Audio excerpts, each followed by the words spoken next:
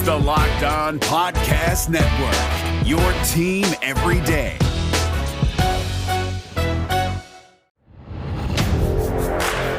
You are Locked On Big Ten, your daily podcast on the Big Ten Conference. Part of the Locked On Podcast Network, your team every day.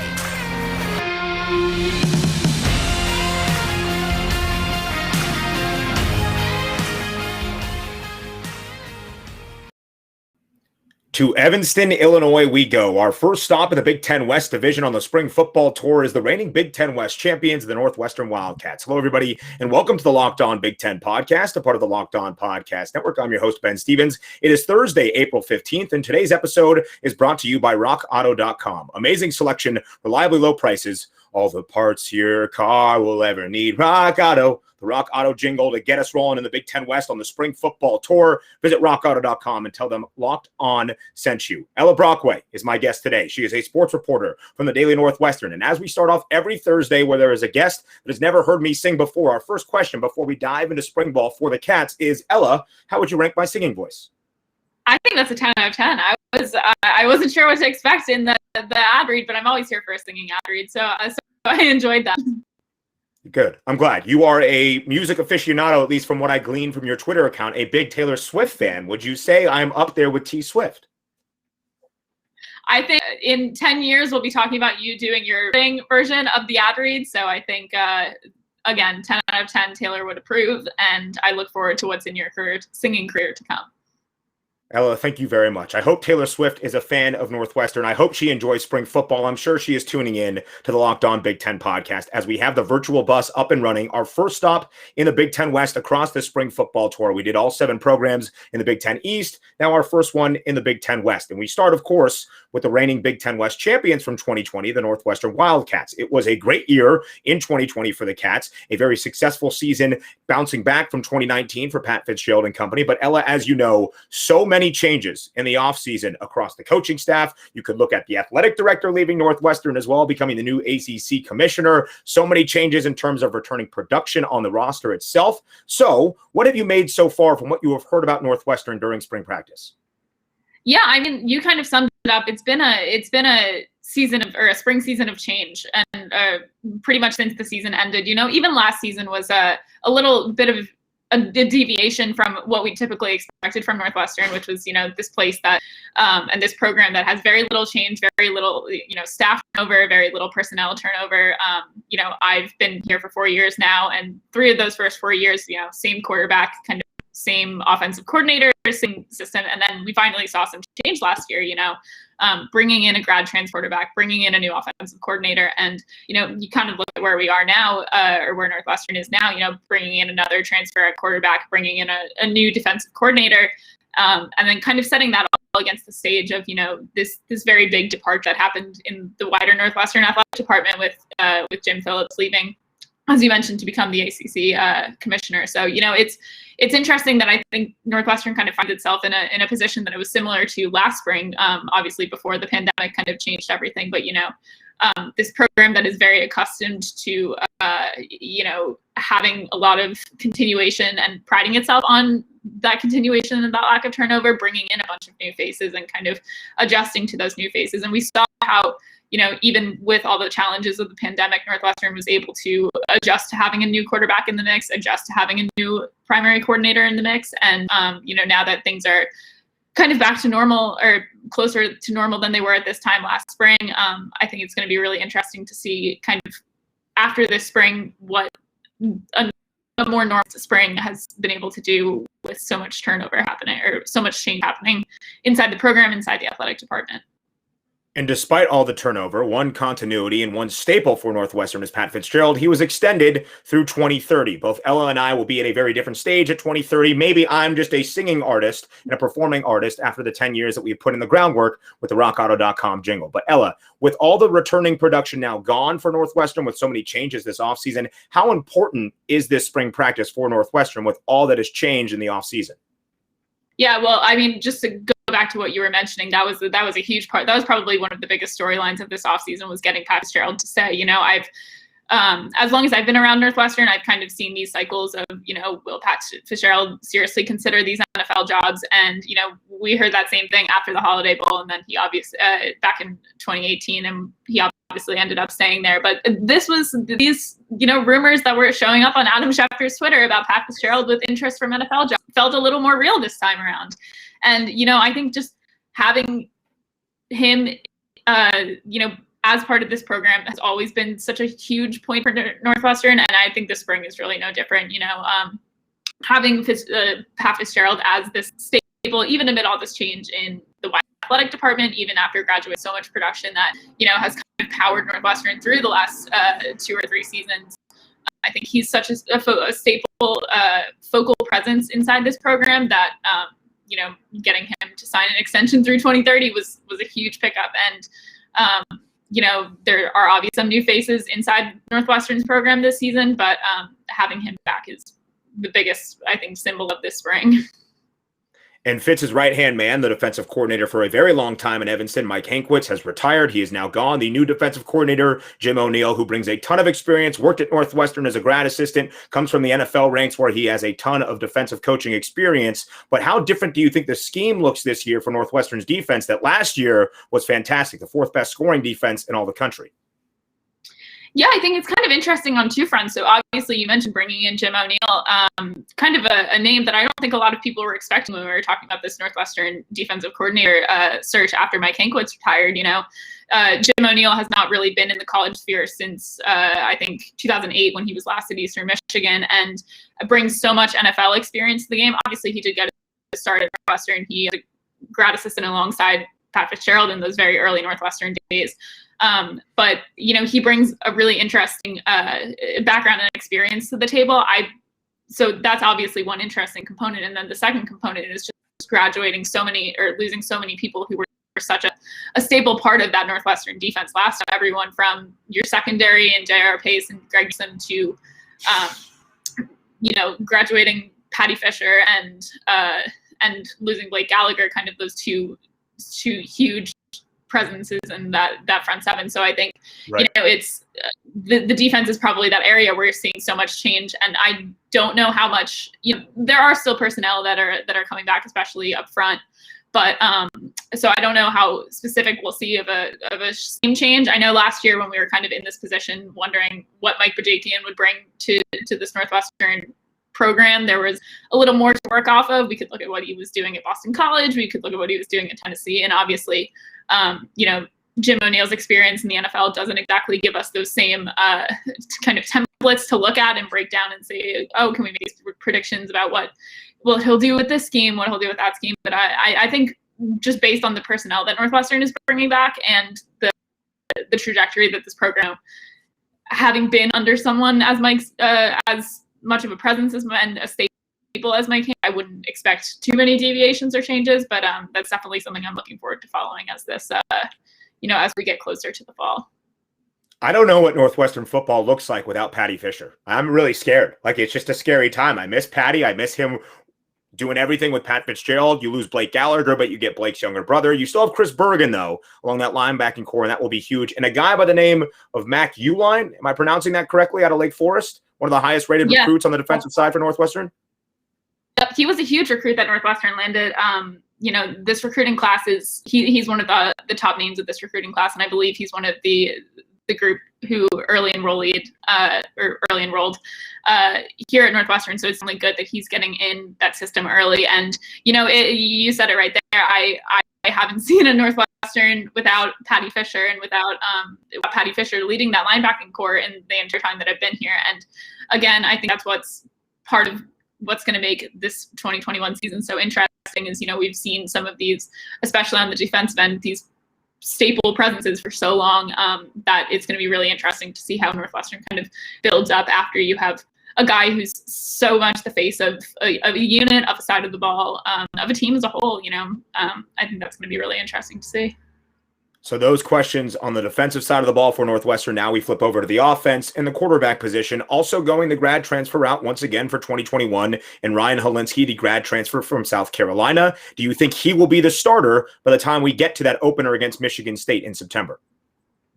Well, that's a good question, and I have a feeling I can say whatever I want, but I know that Pat Fitzgerald will not tell us exactly who is the starter until about 2 minutes before that opening game. But is that what Fitz like does? Does he wait until like very last minute? Like you'll be walking out, you'll already be in Ryan Field, and he'll be like, "Oh, by the way, Ryan Helinski's getting the nod." It's so funny because when Hunter Johnson came in, I guess almost 3 years ago or 2 years ago now, before the start of that 2019 season, we kind of played this whole back and forth game the entire offseason and the entire preseason. Everyone was like, okay, I think this Hunter Johnson kid's going to be the starter. No one's going to tell us.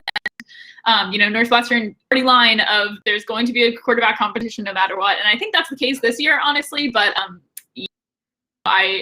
to sum that up, I don't think we'll know exactly who Northwestern's starter. I would be very surprised if we knew who Northwestern's starter was immediately, and it wasn't, or faster than 2 minutes before the season opener. But like you said, I think Ryan Helinski was not something I was totally expecting. I had a feeling that Northwestern was going to, after the success that bringing in Peyton Ramsey last year kind of brought to the Northwestern program. I wasn't going to be, they took that transfer portal approach again, but I was surprised them get someone who was, as big of a name as Ryan Helinski was. He didn't have the strongest of 2020 seasons, excuse me. But obviously there was a lot going on in South Carolina then, but he put out solid numbers in 2019 when he played for the Gamecocks, and he is a big name. He was a highly touted recruit out of high school, and I think, when you look at Northwestern's quarterback room now, throw in Helinski to a group that already includes someone like Hunter Johnson, who we forget about it because he didn't have a great 2019 season, and he obviously didn't win that starting job in 2020. But this kid was one of the most talented recruits in his system, and I think Hunter Johnson, from things I was hearing around the program last year, he really,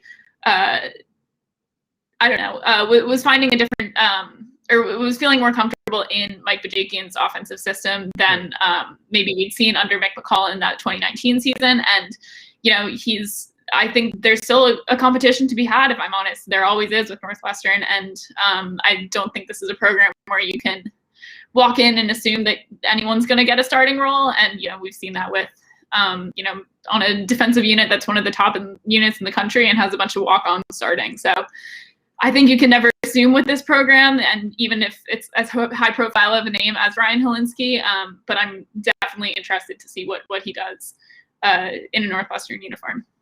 Hunter Johnson, a former 5-star, a transfer from Clemson. Don't forget that name as we approach fall camp for Northwestern. So we've talked a lot about the question marks on both sides of the ball for the Wildcats. What would you say, Ella, overall is the best returning position group that Northwestern has for 2021? That's a great question. I think, on the offensive side of the ball, we saw kind of at the end of last season exactly what Cam Porter could do at running back.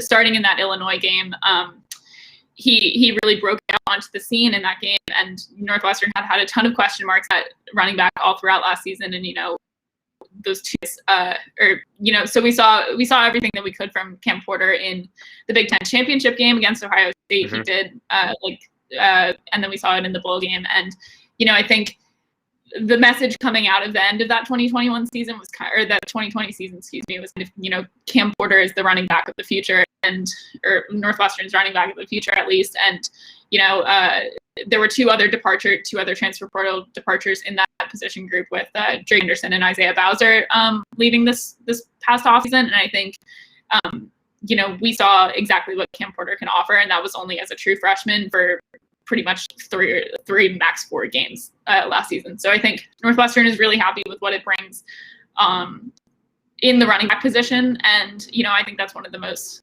stable groups that it has right now. And you also would look along the offensive line, and there will be a guy called very early on in the 2021 NFL draft by the name of Rashawn Slater. People will be like, oh my God, Northwestern's losing that. Well, he opted out of the 2020 Big Ten football season. So still some stalwarts from the offensive line back for Northwestern as well. So now we have a lot of football left to go. We got to finish spring practice. We got to get through summer workouts, fall camp, all of that before we get to the 2021 college football season. But a rather favorable schedule, in my opinion, for Northwestern in 2021. Do you think with all the losses on both sides of the ball and the coaching staff changeover and all of that has been this offseason for Northwestern, they are still able to compete for the Big Ten West title once again in 2021? I mean, that's a great question. I think I try to remember what I said at the beginning of last preseason. I'm kind of like, there's a lot of change happening. There's new coordinator, new quarterback, some key graduations on both sides of the ball. And I think that the graduations is a little more starker this year, especially like you mentioned, such big names as Rashawn Slater and Greg Newsome, two guys who are literally projected to go in the first or second rounds. Rashawn Slater, like in practically a top 5 pick. So I think in that sense, I think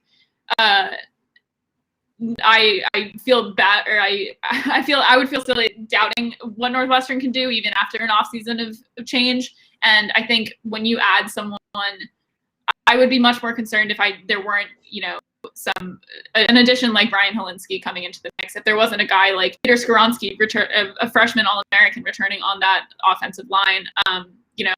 Some guys on that D line, Sam Dutt-Miller, he opted out last season, but he's coming back for a grad year. And, some other guys who had seen that time. So I think, I keep forgetting his name. I have forgotten to even talk about Brandon, who's like breaking on, like truly broke onto the scene in that secondary group. Yep. And, we talk about all this change, but at the same time, this was one of the best years or 2020 was one of the best years that Northwestern's young players have had in a long time. Northwestern hasn't had a situation where it had a guy like Skoronsky or Joseph or Cam Porter, breaking out in the way that they did all at the same time. Northwestern has had like freshman year breakouts, but rarely 2 or 3 at the same time. So I think, there is a lot of change happening, and the Big Ten West will probably be a different scenario than it was, or a different situation than it was last year, with minus the COVID of it all, minus just the circumstances and what other teams they're bringing back. But, I think Northwestern proved last year that it can adapt well in these situations of change, and that they have some, really young talents that are coming back for year 2 or year 3 in some cases. And, I'm excited to see what this team can offer. And, I would never bet against them to challenge in the Big Ten West. That's the one thing you can never do, bet against Pat Fitzgerald. 2 of the past 3 seasons, Northwestern has won the Big Ten West Division. My final question for Ella Brockway, a sports reporter for the Daily Northwestern who is finishing up her senior year on campus in Evanston, Illinois, is, if you are able to, will you be back to Ryan Field next season in 2021 to either cover or attend a Northwestern football game? I already have plans I hope to be back for the homecoming game against Rutgers. So that would be ideally on the list. I don't know. I think the last game I covered in person at Ryan Field was the game against Wisconsin last year, kind of clinching the Big Ten West per se, was that game. So, I left covering it on a very high note, and I don't think I attended a game as in non-reporter capacity since probably very early in my freshman year. So whether I'm back, covering in some capacity or just as a Northwestern alum, I'll be happy either way to see a mostly full Ryan Field sometime next fall. Northwestern scheduling Rutgers for the homecoming game.